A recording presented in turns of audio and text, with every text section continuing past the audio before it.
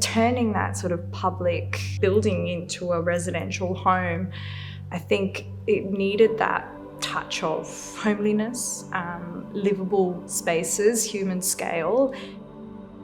That was quite a big shift in the function of the building and for the program of the building. We are the directors of Michiru, Higginbotham, and this special project is the church for which we were the interior architects. There was a degree of courage from the clients taking on a project with so many unknowns when you're dealing with a heritage fabric such as the church. The collaboration with the client was an absolute joy. The clients just had such a passion. I think that was really clear from the moment we met them. And passion from Mark, passion from the builder.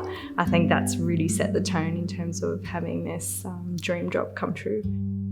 We saw this was up for sale, came and had a look, were terrified, thought, no way, can't do this.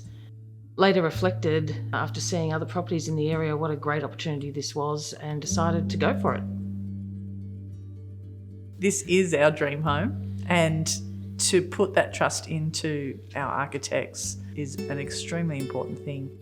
You have to choose the right people, and we absolutely did. My name is Mark Armstrong, Design Director for ARC Architects, and I was the project architect on this house. The real estate agent, she strongly recommended Mark, indicated that he had done a lot of work in the area, which is always a good thing because he has knowledge of local area rules and regulations, heritage matters, which is obviously for here really important.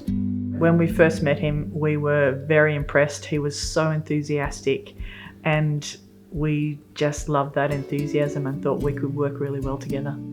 Mez and Di really wanted to have a home. They had the commitment, they had the resources, and they had the time to get this result that we've ended up with. The church is located in Woolwich, to the northwest of Sydney CBD, and it's an important site for the traditional owners, the Wallumedegal people. The church was built in 1908. It was actually converted into a theatre. Quite a lot of stripping out required to get us back to the base building. And we wanted to have minimal impact on the existing fabric. We had a rejection of the first DA with council, and Mark was really critical in navigating that process with us so that we were able to fairly quickly resolve those issues with council, get a new DA and move ahead. And I think also when our builder had an issue to solve, he was able to pick up the phone to Mark. Mark was mega responsive, as was Mitchie, to both Andy and us, to resolve those issues so that there were no delays. We really didn't have any delays. Having worked with Michiru Higginbotham before, I had no qualms in recommending them to be involved with this project.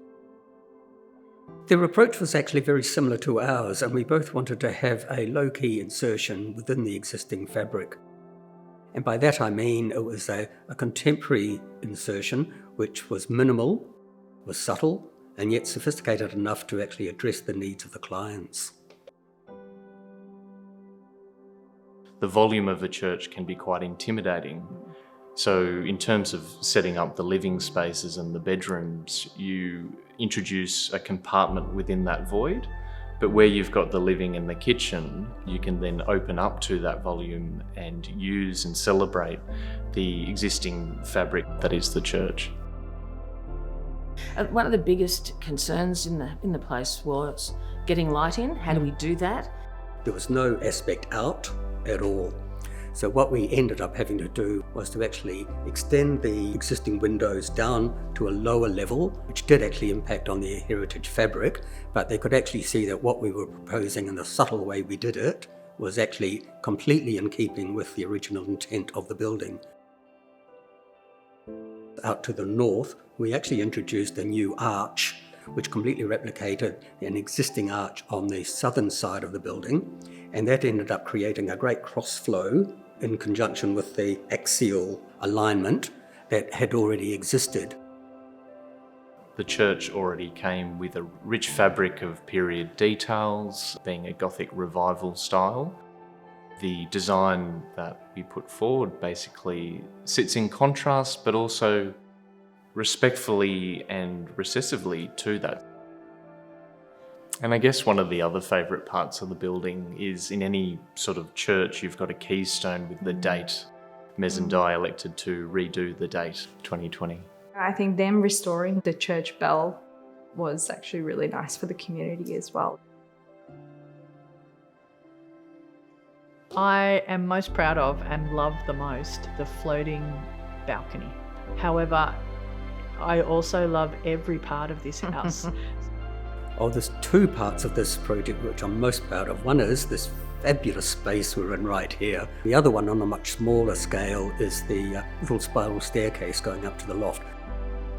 There's modern pieces, there's architectural structural, like industrial look in part, like the staircase. And then there's some refined pieces. It's a beautiful combination of Of modern and old. Modern and old. Yeah.